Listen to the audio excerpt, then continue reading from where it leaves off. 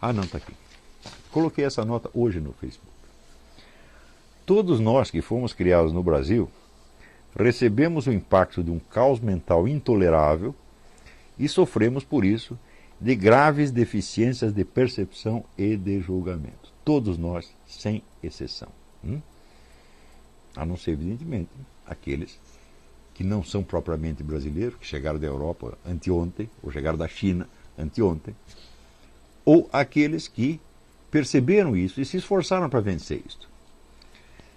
Percebemos mal a relação tempo-espaço, as conexões causais na vida prática, o nexo de ação e resultado, os valores e proporções na vida moral, etc.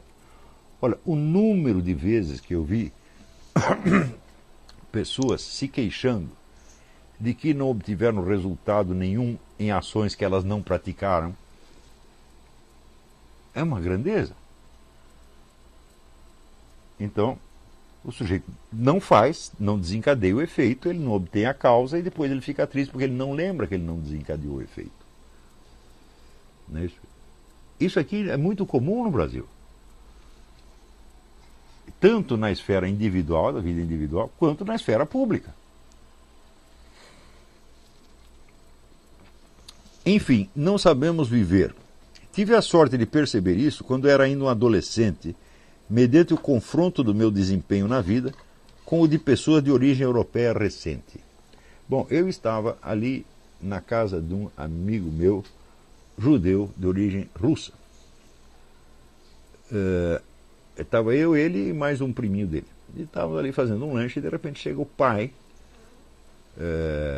do menino, senta conosco e pergunta para nós: de onde vieram essas coisas que vocês estão aí comendo? E daí ele foi explicando para nós meticulosamente todo o processo de fabricação de um queijo, por exemplo, ou da manteiga, e o da fabricação das xícaras de louça, e das facas, e da toalha de mesa, e da própria mesa, e do pão, etc, etc. Um por um. E assim aquilo foi como se caísse escamas dos meus olhos. E eu de repente percebi, pô, esse homem está na realidade e eu estou no mundo da lua. Porque eu estou aqui mexendo com coisas que eu não tenho a menor ideia do que são, e que para mim me parece que a gente colhe em árvores, você estende a mão e pega uma xícara, pega uma faca, pega uma mesa, uma toalha de mesa, tudo apareceu por mágica. E esse homem estava num plano onde as coisas tinham uma origem, que era, por um lado, a natureza, a presença do universo físico, e o trabalho humano que havia transformado isso aí naqueles objetos que nós estávamos percebendo. E este é o coeficiente de veracidade do marxismo. Para aí, não vai além disso.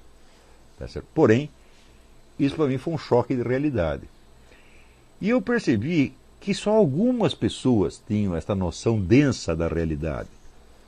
A realidade que se constitui de uma presença física e de uma ação que se desempenha ali e que é o tecido da nossa própria vida. Só algumas pessoas tinham essa noção e todas essas pessoas eram de origem europeia recente. Então, ou o pai tinha vindo da Europa, ou a própria pessoa era húngaro, era russo, era alemão, alguma coisa assim, e falei, eu não vi um brasileiro que tivesse isso. Então, tive sorte de perceber isso quando era ainda um adolescente, mediante o confronto do meu desempenho na vida com o de pessoas de origem europeia recente. Cheguei à conclusão de que eu era um sonso, um bobão em toda a linha. Fiquei estarrecido e comecei um trabalho de autorreforma que levou mais de 20 anos. Até hoje me impressionam a inépcia, a falta de sentido prático dos brasileiros, não raro mal compensadas por alguma habilidade profissional específica. Por exemplo, o sujeito é um empresário e investidor, sabe fazer dinheiro e se gaba de ser, por isso, um homem prático, mas não sabe resolver conflitos domésticos banais ou planejar suas férias sem transformá-las num pesadelo, e assim por diante. Por exemplo, surge um conflito entre o filho e a mãe, e o pai não sabe botar aquilo. Pergunta para mim se isso acontece. Surge um problema aqui entre o filho e a mãe, Se eu levar mais de 1 minuto para resolver isso, eu sou a besta quadrada. Eu resolvo e pacifico a coisa na hora, porque eu sei como funciona, meu Deus do céu. No entanto, os homens práticos são empresários, são generais de exército, são investidores, são políticos, tomam grandes decisões, acham que são homens práticos porque têm o domínio da prática na sua profissão específica, mas não tem na vida. Então, o resultado não tem sentido prático nenhum, mas tem um sentido prático especializado numa área desse tamanho. Ele sabe administrar, por exemplo, uma fábrica, mas não sabe administrar a sua porca vida. Isto que falta para todos os brasileiros. Todos, sem exceção. A não ser aqueles que foram beneficiados por uma outra cultura. Eu digo que foi nos Estados Unidos, em 1986, que pela primeira vez eu percebi que algum problema prático tinha solução. Por quê? Porque no Brasil eu nunca tinha visto ninguém resolver nenhum problema prático. Juro para vocês, tudo quanto era problema que aparecia virava uma desgraça, uma tragédia. E de repente você via aqui pessoas que, peraí, vamos pensar como é que a gente faz. Dá para fazer assim, dá para fazer assim, resolver. Então eu percebi que os americanos eles tinham um repertório de possibilidades de vida que transcendia infinitamente as possibilidades do brasileiro. Então eu vi, bom, na América é o lugar do possível. E no Brasil é a terra do impossível. Tudo fica impossível. Por exemplo, eu vivo convidando pessoas para vir para cá. Vem passar um tempo aqui.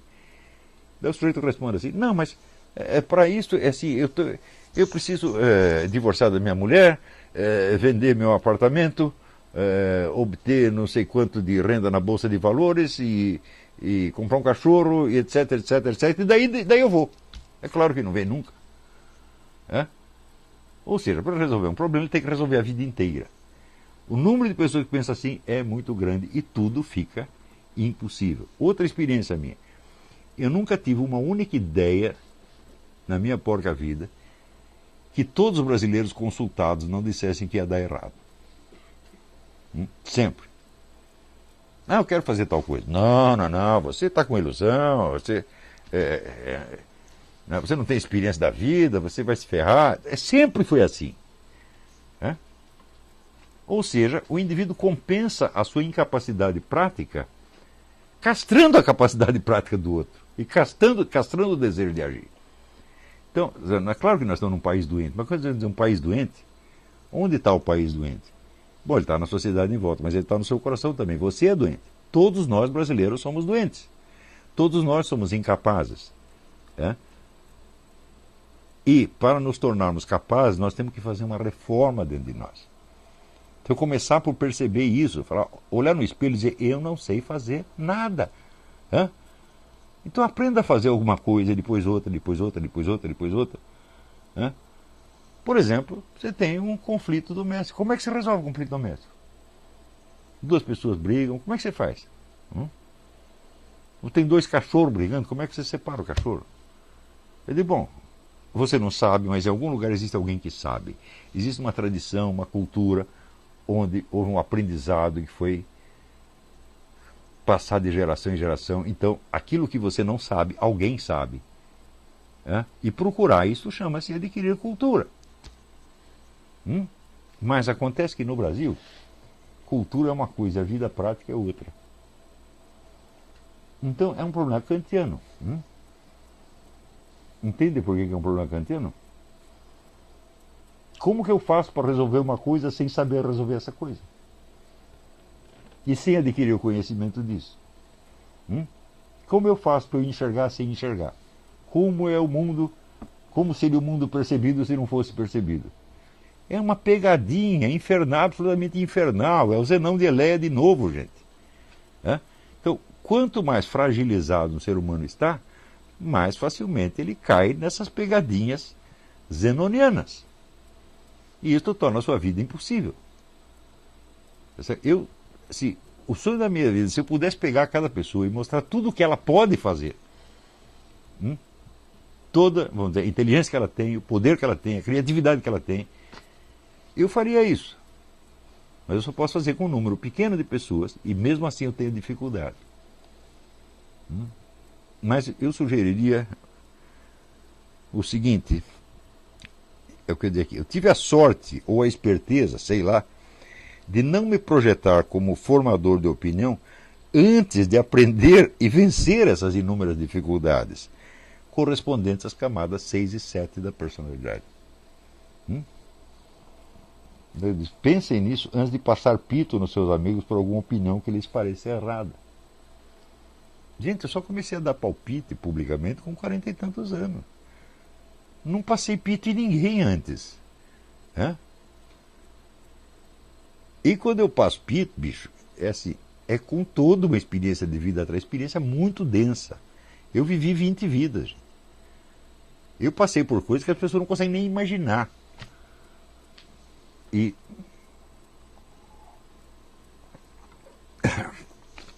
então, é claro que a minha capacidade expressiva é muito limitada em relação, vamos dizer, à amplitude da experiência que eu vivi. Eu não consigo explicar tudo de uma vez, preciso ir um pouco de cada vez. Por isso é que quem assiste às aulas desse curso entende o meu pensamento muito melhor do que quem lê um artigo.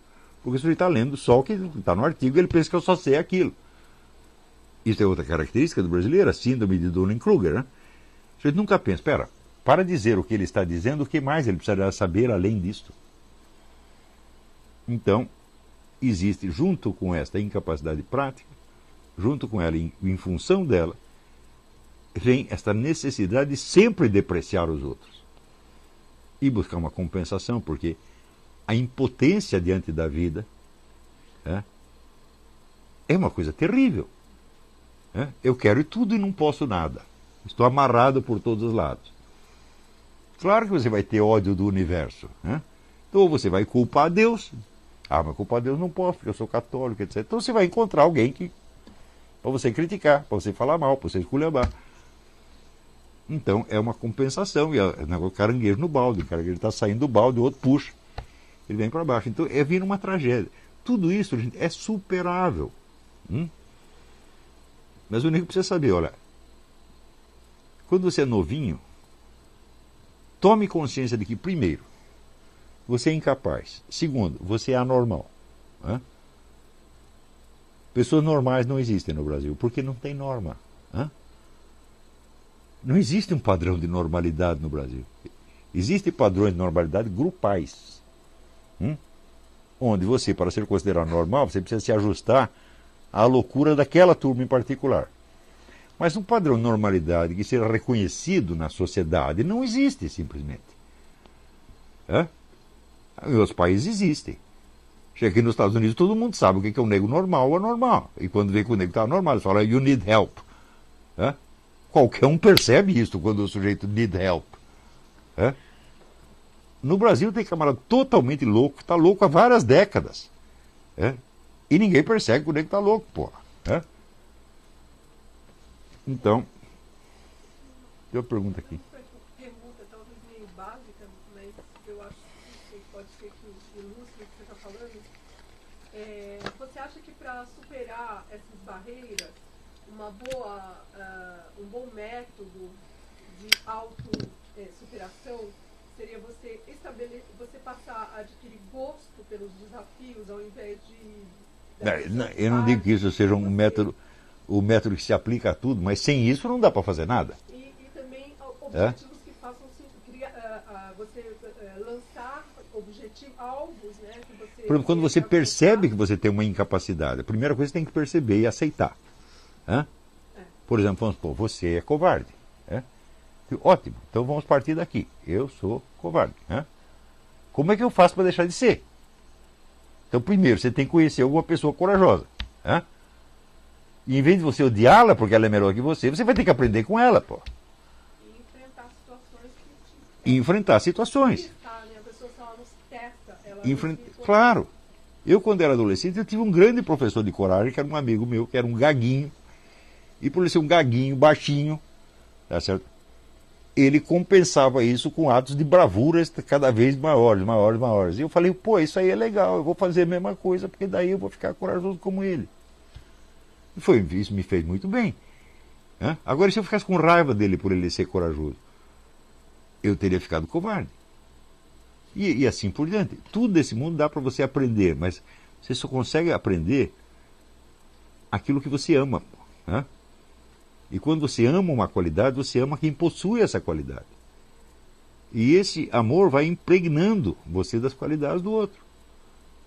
Então você pode superar todos os problemas da vida, mas mediante o amor ao próximo.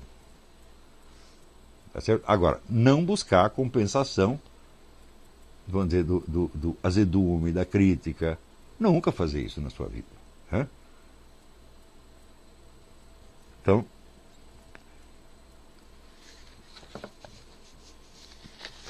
pense assim, eu só vou passar pito em alguém quando eu tiver vencido essas coisas. Quando eu tiver certeza de que, agora eu consegui a minha sanidade, a minha normalidade, a minha centralidade. Então agora eu sei quem eu sou. Eu tenho um centro. Quando eu falo a palavra eu estou muito consciente do que eu estou falando. Não uso a palavra eu à toa. Quer dizer, quando eu falo eu, estou falando toda a minha história, a minha evolução, a minha autoconsciência, a minha presença diante de Deus quando me confesso. Estou falando tudo isso. Então eu quer dizer alguma coisa. Eu vou dizer, bom, agora eu sou alguém. Talvez ninguém saiba, mas eu sou. Então você tem essa presença para você mesmo. Então o que você faz adquire peso. E esse peso significa poder. É o poder que você tem perante a vida. Não é o poder que os outros te conferem, como por exemplo quando votam em você para ser presidente da República. Isso não é um poder que você tem, é os outros que te derem. Quando eles não quiserem mais, eles tiram de você, não tiraram do Collor. Isso não é poder real. Poder real é aquele que está com você e vai para o túmulo junto com você. E que você não transfere para ninguém. Então, nós no Brasil, precisamos aprender a ter poder, a vencer as nossas coisas. Então, bom, é isso aí. Então, acho que por hoje já falei até demais, não vou responder pergunta. Eu estou viajando daqui a pouco para encontrar os ursos. E sábado que vem provavelmente não teremos aula. Tá certo? Ou talvez, se der para gravar alguma coisa e colocar no ar, no horário, eu avisarei vocês. Tá bom? Eu agradeço muito ao Rubens Enderle e ao João Emiliano e ao Ítalo Lorenzon. Essas observações foram realmente muito frutíferas, né? Tá certo? Isso aí, essas coisas ajudam realmente a gente a explicar o que queremos explicar. Então, até a semana que vem ou até outra semana. Muito obrigado.